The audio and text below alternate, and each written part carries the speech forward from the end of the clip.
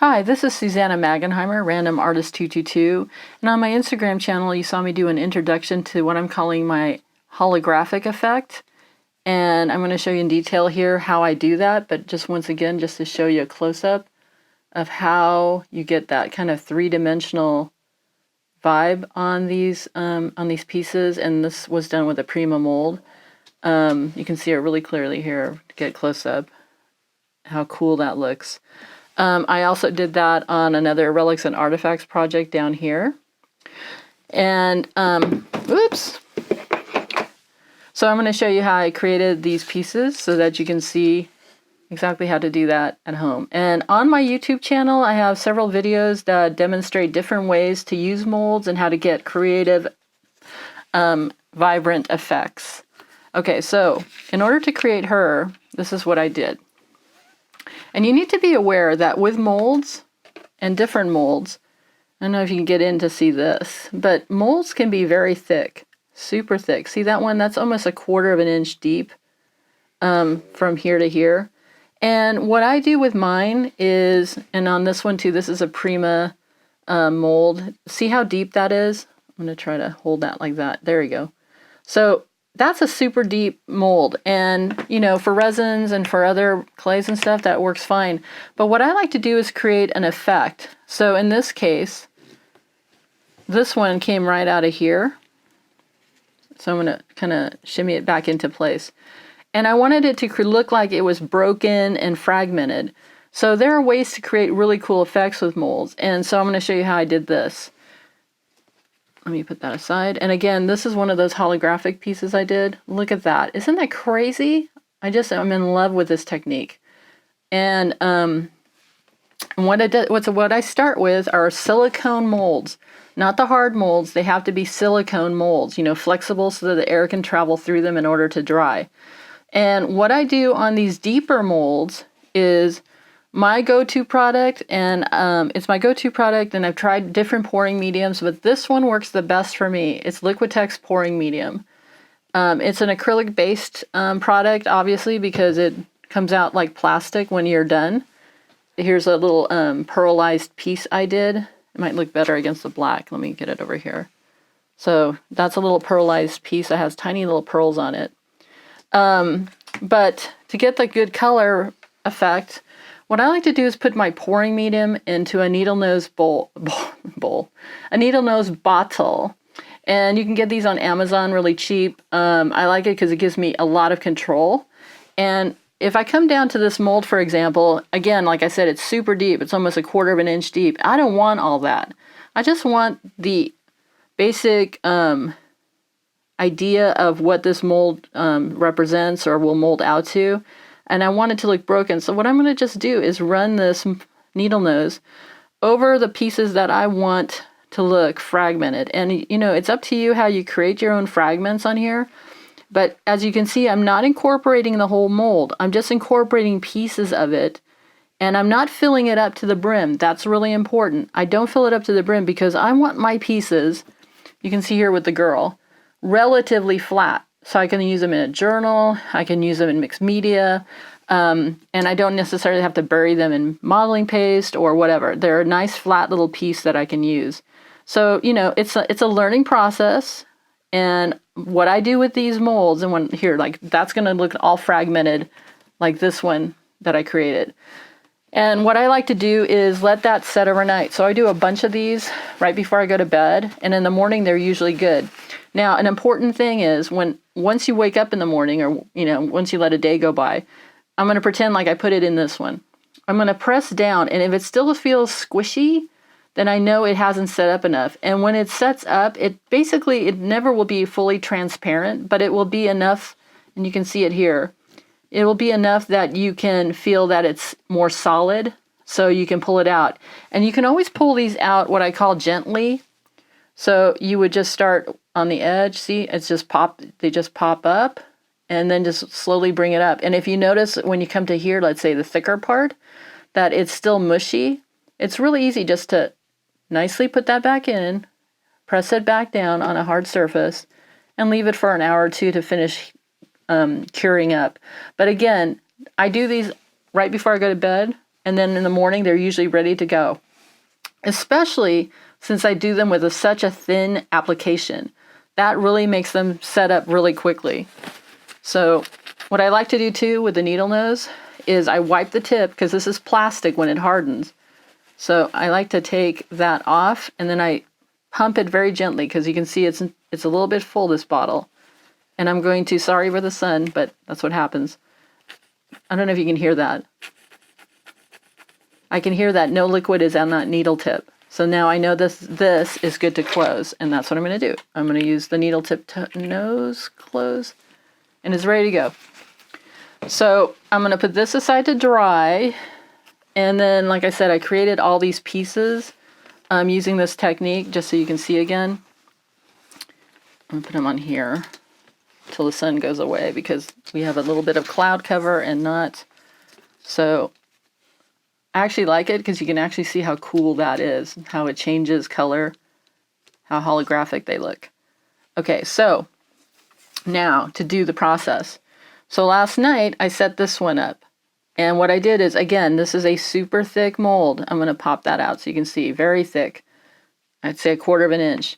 I don't want the whole mermaid body. I don't want that whole mermaid body. So I put a thin application in here. I brought my needle nose tube up this way, and I fragmented the tail so it'll look broken. So what I do is, and by the way, this glitter that you see in here is actually a product of ice resin.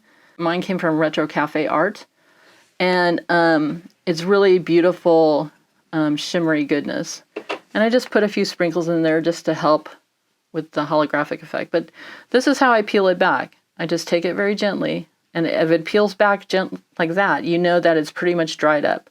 If you feel any squishiness as you're bringing it up, and you can peek underneath and see that it's not, again, push it down, settle it up. Now, I'm going to bring it up, and gently on the tail, I'm just going to gently see how that comes up beautifully. So now, let me bring my black paper back. Right now, this is my effect. She lays pretty flat. That is a natural thing of using the pouring medium. Some of it is a little bit opaque, but that's okay, because I can come back over this with some Metalique effect, and let me grab some. Hold on a second.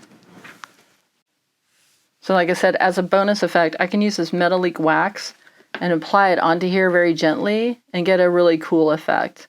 But what I want to do with this right now, though, is get this effect, the holographic effect. So what I do, and I found for now that this only works, I'm going to bring it back here, with the mica-based alcohol ink pearls. And if you watched any of my other videos, you noticed on my Instagram channel, I do color battles, and I've had different colors battle each other out. Some will be more aggressive onto other colors, invade other colors more than other colors. Some will lay on top of other colors differently than they lay on other colors within this alcohol pearl group. So what I'm going to do is show you how I do this. And you got to shake them up, because that's what's going to give you that holographic effect, is that pearl. But you don't want to make mud either, okay? So it's basically a bit of a mess, so be prepared to have some ink on your hands. I'm just putting it sporadically around.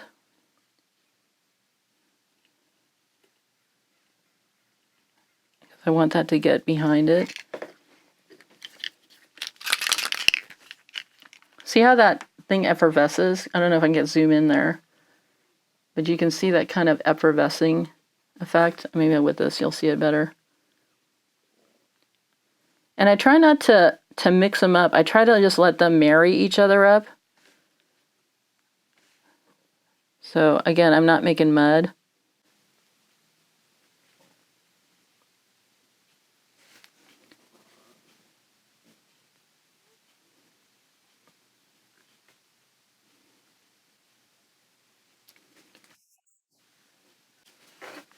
Different colors interact differently and lay differently. It's just amazing to me. I just find it all fascinating.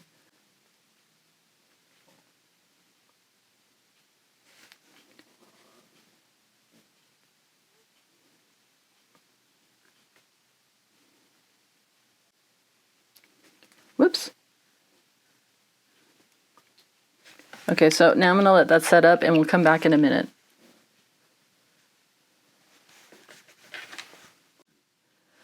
So keeping it real, off camera while I let that dry a little bit, I didn't wait long enough and the tail was too fragile. I didn't put enough and ended up messing up her tail.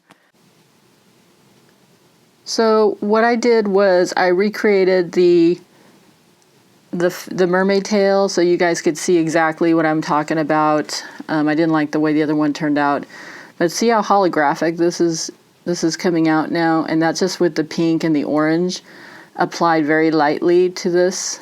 Let me turn it around for you here so you can see from that angle as well.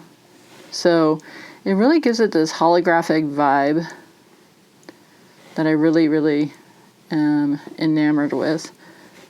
You can see how it changes as I turn it. And this is just a little fragment piece that I showed you yesterday, or in the video that I created, and I went ahead and alcohol inked it up. And again, I added a little bit of yellow just to balance it out, but I wanted you guys to have a clear idea of what I was talking about and how the fishtail got all nice and fragmented, and it has that nice highlighted color too as well. On these, for example, you can see that I applied some blue here, some blue here, some of the other colors, and then again, here's the mineral, and the mineral is a really dominant color in this. It will almost chew its way through the other colors. So you have to practice to see what works for you. So then I went to my third demo, stunt feature here, and I want to show you, and it's going to be a little glaring, so I apologize, but when you apply it, it's very liquidy looking, wet. This is what it looks like when it's dried. It's a very metallic-y, dry surface. You can tell when it's dried up. You can just totally see it. And on this one, you can see I got more of that effect that I wanted, that holographic vibe. But that orange dot here was an experiment, actually, because there was one little spot in the back that I missed. And I wanted to see if the orange would bleed through the other two colors, the celestial and the smolder. And it did indeed go right through. So it's a matter of playing with it to get the the mix that you want. So I also want to show you one last thing. This is where I was doing pouring the alcohol pearl onto the molds. And you can see, right, that whatever this mica base is that they have in there separates from the actual color. And that's what I believe is creating this holographic effect. You can see it here too, see? So it's the way the colors lay down on the surfaces. So when you apply it, it's, like I said, it's going to be a hit or miss game. Pick 3 colors you like. You can check out the color battles I did on my Instagram page because it shows really some of the more dominant colors, like that mineral really will go into the other 3 colors that I had it battling that day.